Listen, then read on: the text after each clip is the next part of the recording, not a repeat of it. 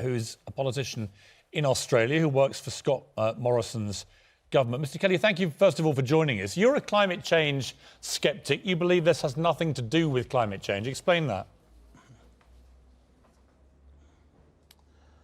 Well, Piers, you have to look at the science and what our scientists are telling us. And the three factors that cause the bushfires is firstly the fuel loads. Now, we have record fuel loads on the ground here. That's the bush that accumulates over the years.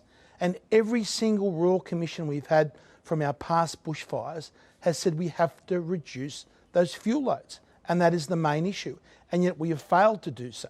Just one example, the Royal Commission in 2009 called for a minimum burning of 5% of the state's forest in Victoria.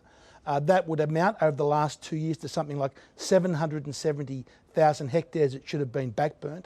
And the actual number was something only like 200,000. OK, but you appeared, Mr. Kelly. You appeared, Mr. Kelly, at an event. You appeared at an event. If I may just interrupt you, we're running out of time.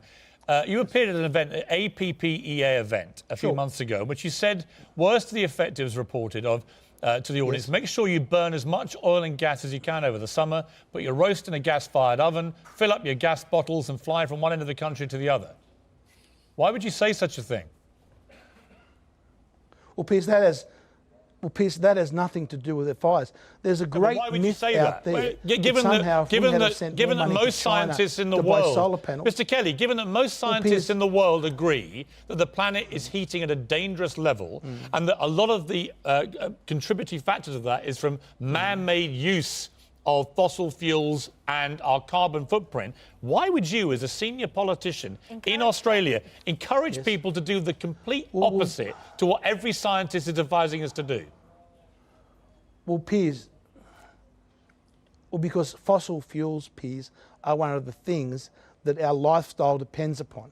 And if we try and do without fossil fuels here, especially in Australia, and especially over Christmas, it is something that can't be done.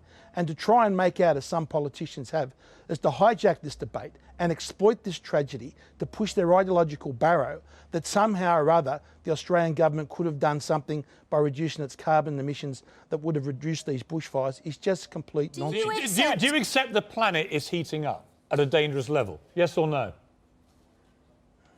Yes. And you accept that the average temperature in Australia is increased? Since the 1970s, there's been a warming. But you think there is no link? Yes, but if you look at the maximum temperatures during the day when the fires, if you look at our long-term, well, what causes the main thing of the fires is the build-up of the fuel on the ground and the drought. And if you look at our science, if you look at the long-term rainfall records in Australia, there is simply no trend. As CO2 has increased, there has been no trend. We want to bring in Laura Tobin here. Our weather expert. Our meteorologist. All right, Mr. Kelly, our weather expert, Laura Tobin, wants to respond to you. Laura. So Australia have just had, in 2019, their highest year temperature-wise ever recorded and their driest year ever recorded, with forecasts and temperatures that go back over 100 years. At the moment, we want everyone to commit in the world to be 1.5 degrees to lower our global temperature rise. You can't even commit to 2 degrees. You have the second highest carbon emission per person on Earth, and you are burying your head in the sand. This is a climate emergency. You're not a climate sceptic, you're a climate denier. Hang on a minute. Hang on.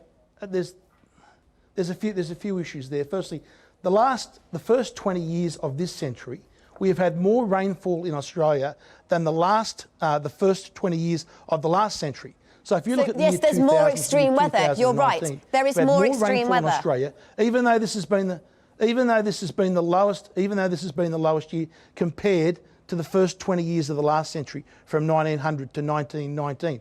Now, when it comes to Australia's performance on carbon emissions, we have had in Australia over the last 2 years the highest uptake of anywhere in the world of renewable energy, solar and wind power. In fact, we've had three times more than Germany. India did. Yes, we have. These are the facts. Since 2018 to 2000, I'm talking per capita, we have had the highest uptake of renewable energy anywhere in the world. We've been 3 times more than Germany and 5 times more than the EU. Mr. Kelly, let me ask you this. Renewable energy Mr. Kelly, let me ask per you. capita in Australia. Let me ask you this. That's the numbers. They are Your the facts. Prime Minister, Scott Morrison, his response to these fires erupting all over Australia was to go on holiday to Hawaii. Why did he do that? Look, firstly, one thing you have to understand about our fire regime and our firefighting regime, it is state-based. It is the state premiers. We have separate state firefighting forces, like we have separate state police forces. So the ultimate responsibility for fighting fires is the state premiers, but it's a and then the national state emergency, isn't it, Mr. Kelly? So you would expect the national leader to take charge and not fly out of the country. Well, the only thing the national leader can actually do on this is basically wait until he gets response from those state premiers asking for more resources. Or he could and show every leadership. time any one of those state premiers has come forward and said we need something, the Prime Minister has done that. The truth is he was absent when the fires were burning. Today he's made an announcement of another $2 billion. Scott Morrison thought the right response to these fires erupting in Australia was to go and lie on a beach in Hawaii. And that was a dereliction of his duty as leader of Australia. You're facing now one of the greatest crises you've ever faced. And there is you, Mr. Kelly, with respect, a senior politician who still doesn't think this has anything to do with a heating up planet. Nothing to see here, nothing to worry about, as virtually your entire country is eviscerated by fires. It is quite extraordinary. This is a terrible disaster. This is one of our nation's worst natural disasters. And the question we have to do too, in the past when we had these in our nation, we all sat back and we got and did what we could to fix it up, rather than people get out there to score political points. Mr. Kelly, we have to leave it there. We appreciate you joining us. That is what is happening now. We appreciate you joining us. We've got to leave it there. I've just got to say, wake up. Thank you. Wake up. Climate change and global warming are real, and Australia right now is showing the entire world just how devastating it is. And for senior politicians in Australia to still pretend there's no connection is absolutely disgraceful. As Laura Tobin might say, get your head out the sand.